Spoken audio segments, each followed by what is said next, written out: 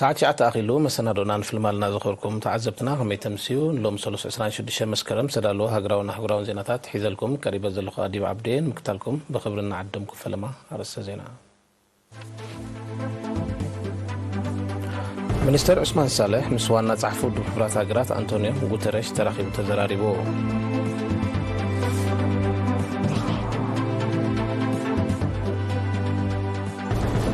أبا أقول تزبا مزقبات تحجز موبايل أبليكيشن نعمل لاي سنة سرعة تخيد الله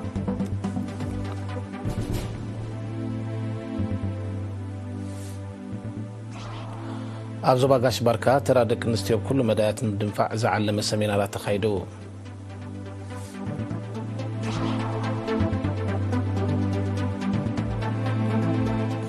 أمريكان كينيان حدشنا وتدراوي مدق قافس كتيمان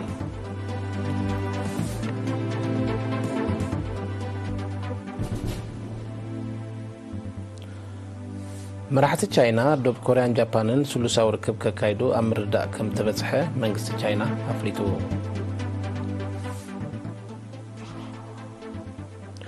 منغست بوركينا فاسو أفرنسان زمدبرا نايزينا مزهيت أجيدو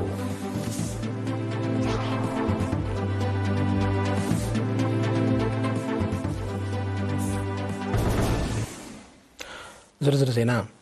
منستر قدات وصاي اتو عثمان صالح تمال 25 مسكرم ام نيويورك مسوانا صحفو دحورات هجرات انطونيو غوتريش تراقيبو زتيو منستر عثمانن وانا صحف انطونيو غوتريشن زغبرو زرب ام معبالتات سلامن صطان زوباقرنا افريكا كمون ابشركنت متحغازن ايرتران ودحورات هجراتن زتكوري نيرو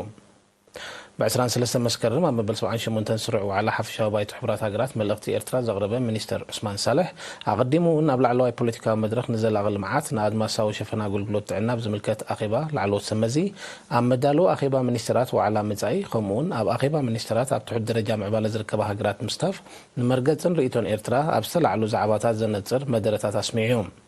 مزي كازي مسر سلطان استفلا عليها هجراتن منقستاتن ركبات كم زكايدة يذكر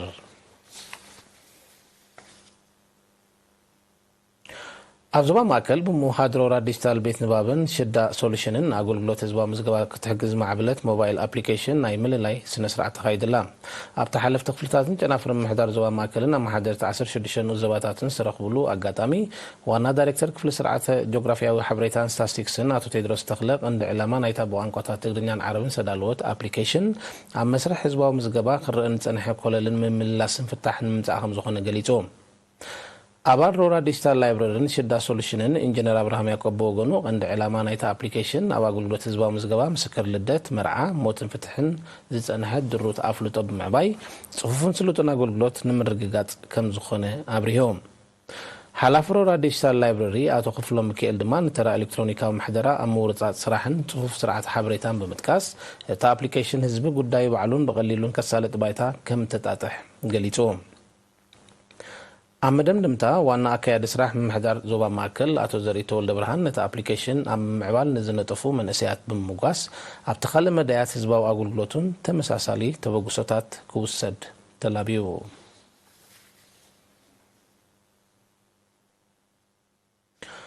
مع كان حدر سماعتات النسانس دراسواتنا من باين أبشودن أمريكا جرمن سودان زنبرو زيغاتات إسلام جاءتن شحن 570 دولار 3 شحن 350 يورو 450 شحن 440 حدا ناقفان كم زوفيو من إسرائيل محبرة ودحنة حبيرو مسألة حبريتا ودابيتا تقدفن هماديين يون شيبينج شودن 2500 دولار إرتراين نبرتو وردا بيتريوي جرمن 1380 يورو أولات محبر بيت كريستيان قدس مريم هيوستن حبرات منقصات أمريكا 15 شحن نقفة نبرت كارتوم زغنو شدش زيغاتات دما 800 دولار نمسسن حدر سماعتات وفيم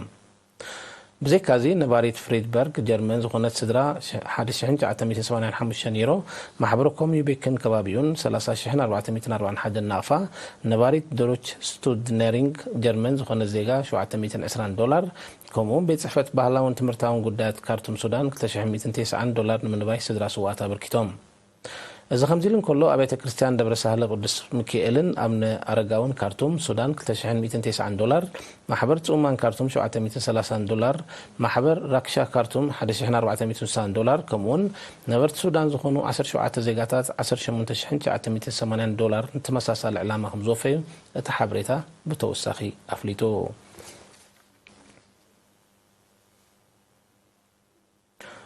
ابزوبا ጋሽባርካ ሙሃድ ሃገራዊ ማሕበር መንእሰያትን ተማሃሮን ኤርትራን እዚ ምዕራባዊ ግንባርን ተራድቅ ንስትዮ ኩሉ መዳያት ንምድንፋዕ ዝዓለመ ሰሚናር ብ22 መስከረም ኣብ ባሮንቱ ተቐኒዑ ኣብ ሃማማት ሓላፊት ምክትታል ዞባታት ወይዘሪት ሄለን ኣሚነ ኣብ ዝሃበቶ መግለጺ ኤርትራውያን ደቂ ንስትዮ ኣብ ዝተፈላለዩ መድረኻት ንዝረመረን ዕዙዝ ተራን ኣበርክቶም ብምጥቃስ መንእሰያት ደቂ ንስትዮን መዋዕል ሓበሬታን ቴክኖሎጂን ብግቡእ ተጠቒመን ነብሰን ክማዕብላን ኣብነት ለውጢ ክኾናን ተላብያ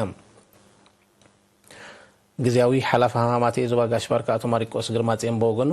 ምሕያል ደቂ ንስትዮ ምሕያል ስድራ ቤት ኮምን ሃገርን ከም ዝኾነ ብምግላጽ ብቑዕ ፍልጠትን ንቕሓትን ዓጢቓን ኣድማ ኣበርክቶ ክገብራ መድረኽ ዝጠልቦ ምዃኑ ኣዘኻኺሩ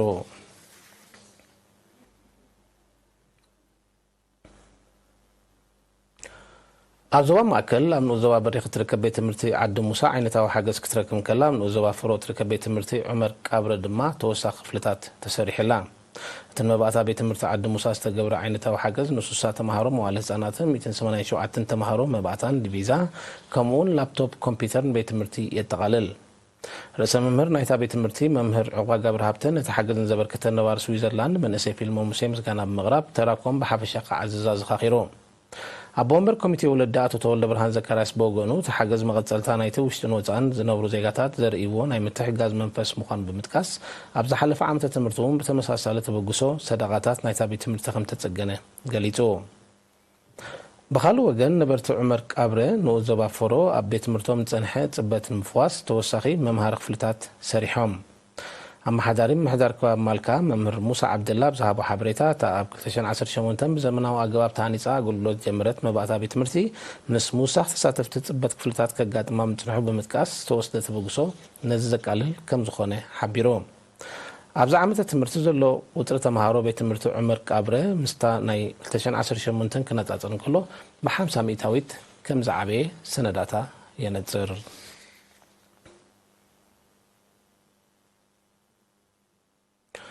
ኣብ ምሕዳር ከባቢ ካርካሻ ንኡ ዞባ ባሮንቱ ዝተረኮነት መደበር ጥዕና መሰረታዊ ጠለባት ተጠቃሚ ሕብረተሰብ ኣብ ምምላእ ዝምስገና ኣስተዋፅኦ ትገብር ከም ዘላ ተሓቢሮ ነበርቲ ዝሃቦ ሓበሬታ ቀዲሞም ኣገልግሎት ጥዕና ንምርካብ ናብ ባሮንቱን ኣውርደትን ክጓዓዙ ይግደዱ ምንባሮም ብሰንኩ ድማ ናይ ግዜን ገንዘብን ሃልኪ ከም ዝነበሮም ብምዝካር ሳላዛ ኣብ ከባቢኦም ዝተኸፍተት መደበር ጥዕና ግን እፎይታ ከም ዝረኸቡ ገሊፆም ሓላፍ መደበር ጥዕና ካርካሻ ነርስ ሃሮን እድሪስ በወገኑ ኣገልግሎታት ክንክን ኣደን ህፃንን ክንክን ቅድምን ድሕርን ሕርሲ ፋርማሲ ክታበት ወለንታዊ ምርመራ ከምኡ ናብ ምክልኻልን ፈወሳን ተመሓላለፍትን ዘይተመሓላለፍትን ሕማማት ዘጠቓልል ንጥፈታት ከም ዘካይዱ ብምሕባር ህዝቢ ኣብ ቀረቡ ዝምስገን ኣገልግሎት ሕክምና ክረክብ በቂዕኹም ዘሎ ኣረድዮም ነርስ ሃሮን ኣስዒቡ ሳላቶም ብሰሞያ ጥዕናን ኣካላት ምሕዳርን ብቐጻሊ ዝካየዱ ዘለዉ ጎስጓሳትን ኣስተምሮታትን ንቕሓት ሕብረተሰብ ኣብ ኣገልግሎት ጥዕና እናበረኸ ብምምጽኡ ህዝቢ ነታ ትካል ብግቡእ ይጥቀምላ ከም ዘሎ ከም ውፅኢቱ ድማ ተሪኡ ሕማማትን መጠን ሞት ኣደን ህፃንን ከም ዝጎደለ ኣብሪሆም ብኻልእ ወገን ሕፅረት ትካላት ማሕበራዊ ኣገልግሎትን መሳለጣታትን ምቅላል ብዝውሰድ ዘሎ ተበግሶታት ነበርቲ ምሕዳር ከባቢ ካርካሻ ገንዘቦም ጉልበቶም ብምውሃድ ንቤት ፅሕፈት ምሕዳር ዘገልግል ህንፃ ከም ዝሰርሑ ወኪል ኤሪና ሓቢሮም እቲ ህንፃ ክልተ ክፍልታት ቤት ፅሕፈት ምሕዳር ከባቢ መሕፀቢ ሰብነት ዓይኒ ምድርን ባስካ ማይን ከም ዝጠቓልል ግዜያዊ መሓዳርን ንኡ ዞባ ባሮንቱ ኣቶ የማነ መሓሪ ገሊጹ ንኹልኩም ተዓዘብቲ ዝቐፅል ዜና ውፃኢ ደጊምና ንምክታልኩም ክብሪ ንዕድም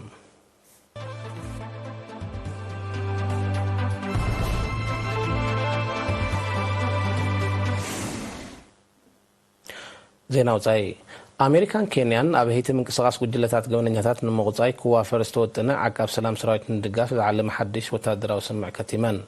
እቲ ስምዕ ሚኒስተር ምክልኻል ኬንያ ዓደን ድዋለን ጸሓፊ ምክልኻል ኣሜሪካ ሎይድ ኣውስቲንን ትማል 25 መስከረም ኣብ ከተማ ናይሮቢ እዮም ከቲሞምሉ እዚ ክልቲአን ሃገራት ዝበፅሐኦ ስምዕ ኬንያ ኣብ heiti 1,000 ኣባላት ሰራዊት ከተዋፍር ንዝኣተወቶ መብፅዓ ዝውዕል ናይ ዕጥቅን ስንቅን ደገፍ ዝምልከት ምዃኑ ተሓቢሩ እቲ ስምዕ ንዝመፅእ 5 ዓመታት ኣብ መንጎ ክልቲአን ሃገራት ንዝህሉ ወታደራዊ ዝምድናታት ከም መርሓ ጎደና ከም ዘገልግል ድማ ተገሊፆም ኣሜሪካ ብሄይቲ ንዝዋፈረ ኣህጉራዊ ሓይሊ ዝውዕል ልዕሊ $100 ሚልዮን መወላ ከም ትገብር ያቃላት እያ ዘላ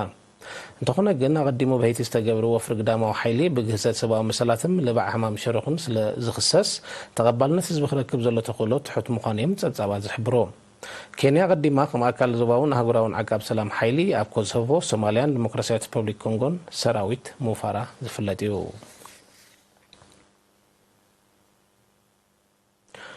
ህዝባዊት ሪፐብሊክ ቻይና ደቡብ ኮርያን ጃፓንን ድሕሪ 4 ዓመታት ንፈልማ ግዜ ስሉሳዊ ርክብ ላዕለዎት ሰመዚ ጉዳያት ወፃኢ ካይደን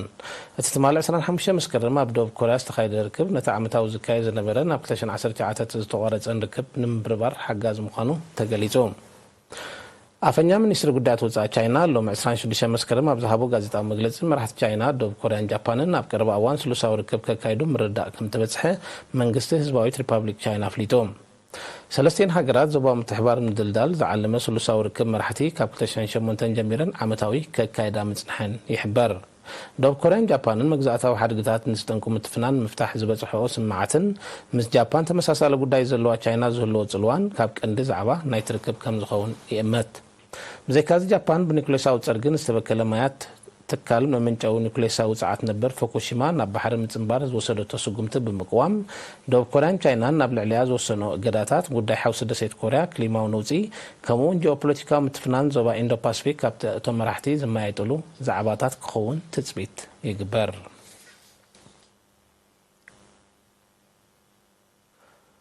መንግስቲ ቡርኪና ፋሶ ኣብ ፈረንሳይ መደበራ ናይ ዜና መጽሔት ከም ዝኣገደ ፍሊጡ። መንግስቲ ቡርኪና ፋሶ ታ ጀውን ኣፍሪክ ስልጣን ሒዙን ዘሎ ወታደራዊ ጉጅለ ዘጸልምን ንዘካይዶ ንጥፈታት ዘናእስን ጽሑፋት ብምግዋሕ ናዕብን ዕግርግርን ንምልዓል ክትሰርሕ ምጽናሓዩ ኸሲሱ። እታ መጽሔት ኣብ ዝሓለፈ 2 ሕታማታ መንጎ መሪሕነትን ኣባላትን ናይቲ ወታደራዊ ጉጅለ ዘይምቅዳውን ናይ ስልጣን ምፍሕፋሕን ከም ዘሎ ምስፋራ ጸብጻባት የነጽሩ። መንግስቲ ቡርኪና ፋሶ ቀዲሙውን ማዕከናት ዜና ፈረንሳ ናይ ምእጋድ ስጉምቲ ሙሳዱ ይፍለጥ። ፈረንሳ ነቲ ኣብ ሃገራት ምዕራብ ኣፍሪካ ብሓፈሻ ማሊ፣ ቡርኪና ፋሶ፣ ኒጀርን ድማ ብቕንዱ ሲእናቶ ዘላ ባይታ ንምምላስ ሓያሉ ሽርሕታትን ፀቕጥን ትገብር ከም ዘላ እዩ ዝግለጽ።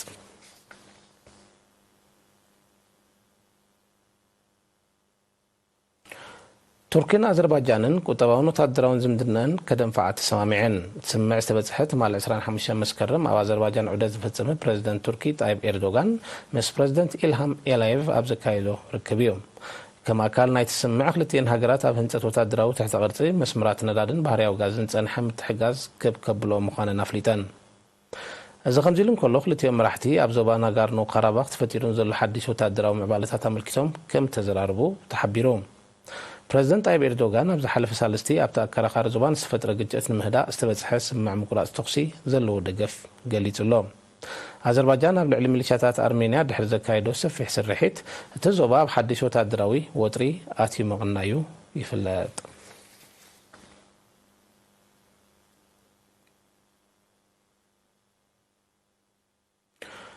ዩክሬን ኣብ ራምስ ዝተሰምያ ዘመናውያን ታንክታት ኣሜሪካ ክትረክብ ከም ዝጀመረት ሓቢራ። ሃገሩ ትማል 25 መስከረም ቀዳማይ ገጽ ናይቲ ወታደራዊ ደገፍ ከም ተረከበት ፕረዚደንት ቭላድሚር ዘለንስኪ ገሊጹ። እቲ ደገፍ ንኩናት ዩክሬን መሊሱ ዘጋድድ ምዃኑ ዝገለጸት ሩስያ ኣጽዋር ሃገራት ምዕራብ ንምዕናው ተወሳኺ ዝተራቐ ኣጽዋር ናብ ዓቕሚ ምክልኻላ ከም ትጽምብር ኣጠንቂቓላ። ሩስያ ካብ ሃገራት ምዕራብ ብሓፈሻ ካብ ኣሜሪካ ድማ ብፍላይ ክመጻን ዝኽእል ስጋኣት ንምምካት ኣቐዲማ ኣህጉር ሰገር ባሊስቲክ ሚሳይል ንኣገልግሎት ድሉው ከም ዝገበረት ይፍለጥ። ንዩክሬን ዝግበር ዘሎ ገዚፍ ወታደራዊ ደገፍ ንሩስያን ኣሜሪካን ኣብ ቀጥታ ወታደራዊ ረፅሚ ከእትወን ወታደራውያን ክኢላታት ስጋኣቶም ይገልጹ ኣለዉ። ኣሜሪካ ንዩክሬን ልዕሊ 113 ቢልዮን ዶላር ዝዋግኡ ወታደራዊ ደገፍ ከም ዝገበረትላ ዝጠቕሱ ጸብጻባት እቲ ደገፍ ንኩባንያታት ኣጽዋር ኣሜሪካ ዘርብሕ እምበር ካልእ ፋይዳ ከም ዘይብሉ እቶም ክኢላታት ተወሳኺ ይጠቕሱ።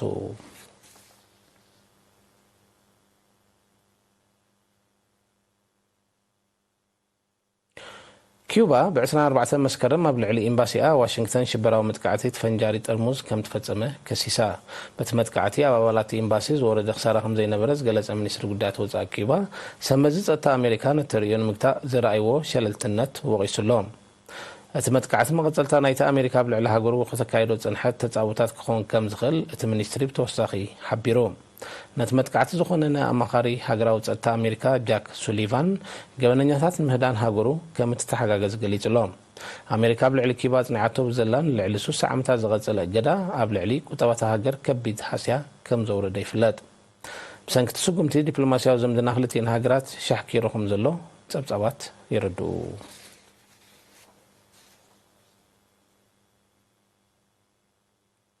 ዝኸልኩም ተዓዘብቲ ዜናታት ቅድሚ ፍጻምና ኣርስታት ዜና ክንደግመልኩም።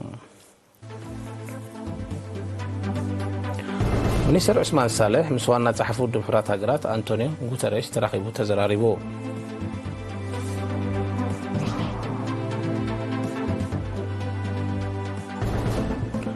ኣብ ኣገልግሎት ህዝባዊ ምዝገባ ትሕግዝ ሞባይል ኣፕሊኬሽን ናይ ምልላይ ስነ ስርዓት ተኻይዱላ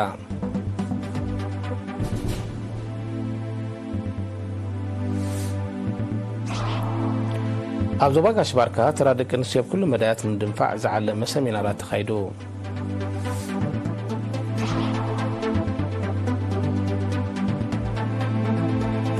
ኣሜሪካን ኬንያን ሓድሽ ናይ ወታደራዊ ምድጋፍ ስምዕ ከቲመን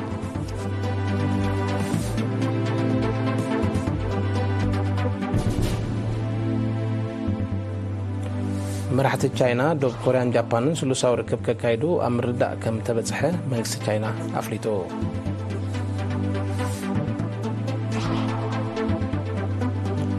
መንግስቲ ቡርኪና ፋሶ ኣብ ፈረንሳይ ዝመደበራ ናይ ዜና መጽሔት ኣጊዱ